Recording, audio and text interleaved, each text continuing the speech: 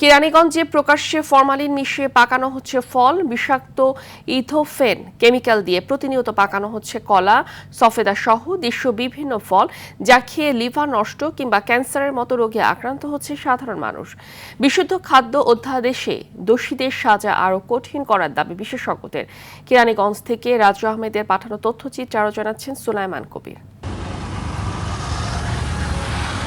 কেরানীগঞ্জের রাজেন্দ্রপুর আড়তে ফল পাকাতে এভাবেই প্রকাশ্যে ব্যবহার করা হচ্ছে বিভিন্ন ক্ষতিকারক রাসায়নিক। পানির সাথে ইথোফেন, রাইপেনের মতো কেমিক্যাল মিশিয়ে তাতে ভেজানো হচ্ছে বিভিন্ন দেশীয় ফল। এতে অল্প সময়ের মধ্যে এসব কাঁচা ও অপরিপক্ক ফল পাকা রং ধারণ করে।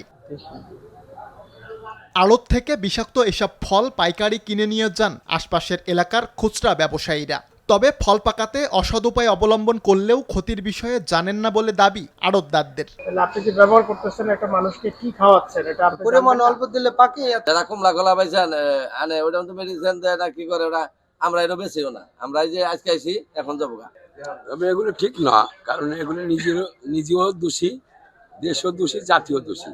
বিষাক্ত রাসায়নিক মেশানো এসব ফল খেলে লিভার নষ্ট কিংবা ক্যান্সারের মতো রোগ হতে পারে বলে সতর্ক করলেন এই চিকিৎসক। তো এই ধরনের রাসায়নিক দ্রব্য ব্যবহারের ফলেই এর প্রভাবটা জনস্বাস্থ্যে মারাত্মকভাবে হুমকির সম্মুখীন। খাদ্যনালীতে নানা ধরনের জটিল রোগে আক্রান্ত হতে পারে, ইভেন ক্যান্সারের মতো রোগও হতে পারে।